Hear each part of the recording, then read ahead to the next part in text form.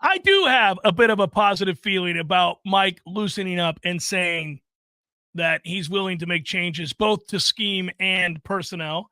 I do think that Florida State could ride the momentum of Brock Glenn's positive energy and positive play from this last game. I don't think they're good enough to win a significant game, say, against Miami on the road or Notre Dame on the road. But might you get to a level of moderate respectability? Maybe that's the wrong word. But could you get to 5-7? Could you have a 5-7 campaign? Could you win? Well, is it too dramatic to speculate that this is the beginning of Norvell 2.0? The second part of his era at Florida State. I mean, because it's going to be the last revamping. Of course. No, it needs, or else it's Norvell Pink Slip 0.0.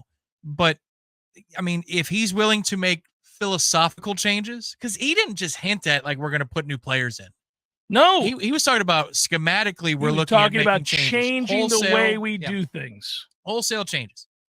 So that tells me that whether it's by the genesis of his own mind or meetings he's had or whatever, he's willing to reevaluate things from the ground up. And it might just be for the season to get by in the next 6 games, but does it signal a greater change that's coming? It has to. And How might could you it not? a year from now say, well, it all started in that bye week? Remember when Mike Norvell said that they wanted the running game's been awful and they're willing to reevaluate and make changes? Perhaps this is the beginning of what we're going to see over the next year or two, because we know you can't move on from each other right now. So what comes next? Well, what needs to come next is a 3-2 record over the next 5 before you host Florida, with an opportunity to finish the backside of your schedule at 4-2 over the last 6. And it's perfectly doable, because you can go on the road and beat a Duke team that plays very good defense, not a very good offense. If your defense is going to play hard, and they did play hard against Clemson, they're not great. They're not good, but they played hard. If you play hard against Duke, they're not equipped the way that Clemson is to gash you. So, yeah, you could maybe slow that down and win a close game, 24-21 type game, something like that. With Brock, that's actually possible, I think, to get into the 20s again. It could happen. It could happen.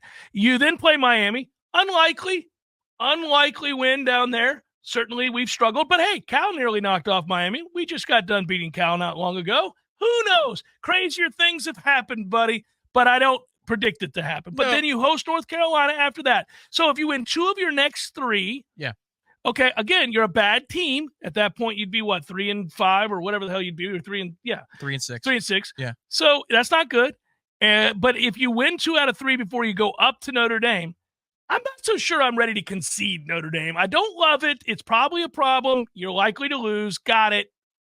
You could make that interesting into the second half, but you're going to beat Charleston Southern. There's another win. Then you'd be hosting Florida.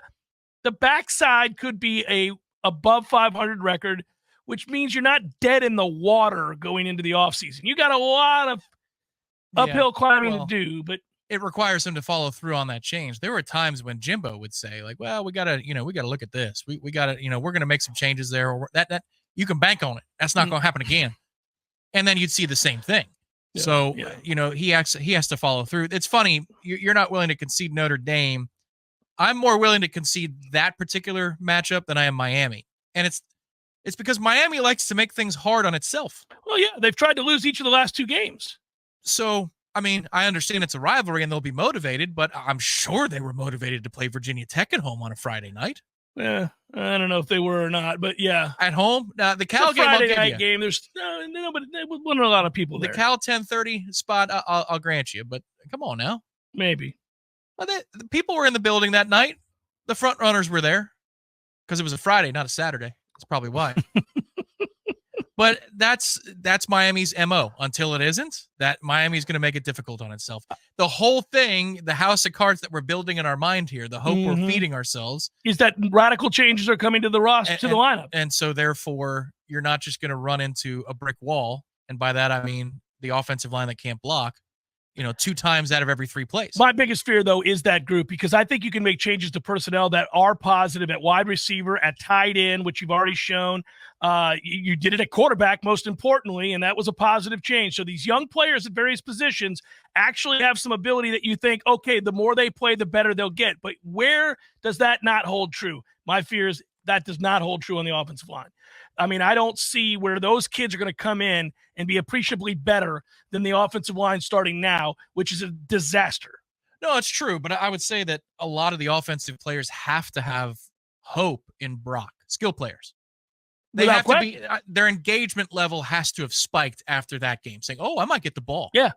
Kid might get it out. Yeah. Gets it out of his hand with authority. Yeah. Right. I might get the ball. That's very different than, well, if the play is off schedule, we're taking a sack. Oh, a lengthy one. Because he's going to meander for. Right. And unless I'm Ja'Kai over the middle, the ball's not coming my way. But now if I'm Malik Benson in that situation, or I'm Away McCoy, or whoever they want to rotate in there, because that's the other thing. Mike challenged the receivers. I think Kentron has responded to the challenge. I think he has. I dropped the one. Well, it was a hold anyhow, but Darion has not, sadly. He had a good finish to camp. There's no point in starting either one of those two individuals. I'm not trying to be an ass. What are we doing? Kentron Portier is not your future. He can play in the rotation some, but don't worry about him. And Darion should never see the field again. The guy I'm close to is saying, let's move, is Malik.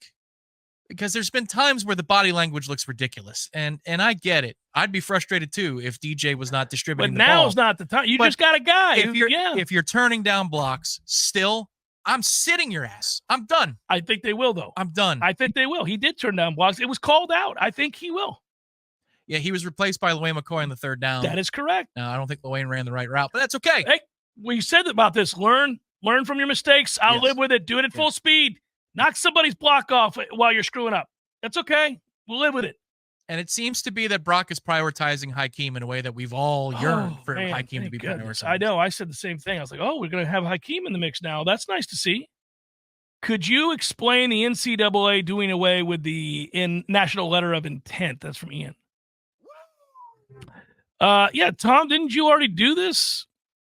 Yes. So it's going to be replaced with what? The NLI, I don't know that there's an answer on the specific document that will be signed moving forward, but it's going to be some sort of financial aid document, or a document that could be tied to the revenue that players will be getting now from the universities itself. It should also be noted too, this is an area where On3 does a pretty good job. Dellinger for Yahoo, but then On3 as well. There are a handful of states that already have legislation in place. California, Georgia are two of them, where a university can just pay a player directly right here, right now. Yeah. And the law says that they can do it. And the law says that the universities are free they're beyond reproach, that the NCAA can't do anything about it from an enforcement standpoint.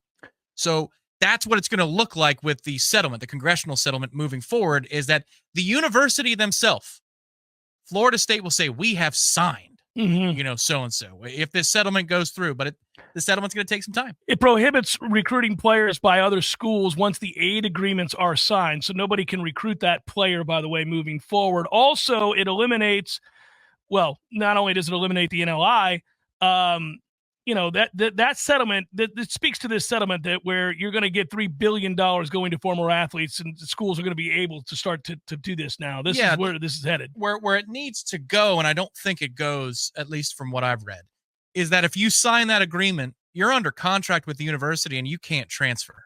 You know what I mean? Like, it has to go to that place, or there's a restriction on how quickly you can transfer. We're so concerned about immediate transfers right now. I'm sorry. You have to go back to some sort of penalty or signing an agreement with a university, and then if you decide to leave, that's something, there's a penalty. Also, can we do away with 2 transfer windows? We don't need 2 transfer windows. Stop doing that.